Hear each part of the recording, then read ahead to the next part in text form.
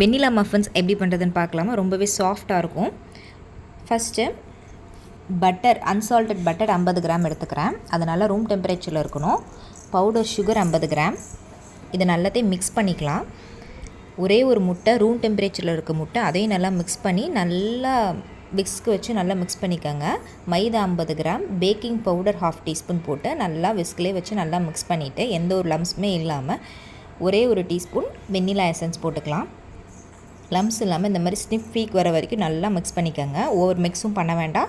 இந்த மாதிரி பீக் வந்துட்டால் போதும். இந்த மாதிரி இப்படி எடுத்தால் அப்படி வரணும். இதுதான் கரெக்டான கன்சிஸ்டன்சி.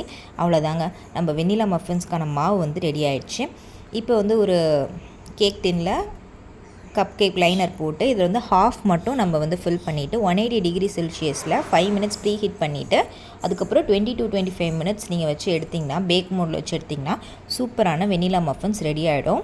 உங்களுக்கு வெளியே எடுத்து காட்டுறேன். ரொம்பவே சூப்பராக இருந்துச்சு. டேஸ்ட்டு செம்மையாக இருந்துச்சு. ஸோ கண்டிப்பாக ட்ரை பண்ணி பார்த்துட்டு எப்படி இருந்துச்சுன்னு கமெண்ட் பண்ணுங்கள். ஆறுனதுக்கப்புறம் தான் இதை டீமோல்ட் பண்ணணும். அப்போ தான் ரொம்ப சாஃப்டாக இருக்கும், ஃப்ளஃபியாகவும் இருக்கும், டேஸ்ட்டு சூப்பராக இருக்கும். இந்த வீடியோ பிடிச்சிருந்தா லைக் பண்ணிக்கோங்க, சப்ஸ்கிரைப் பண்ணிக்கோங்க, நோட்டிஃபிகேஷன் பெல் ஐக்கனை கிளிக் பண்ணிக்கோங்க.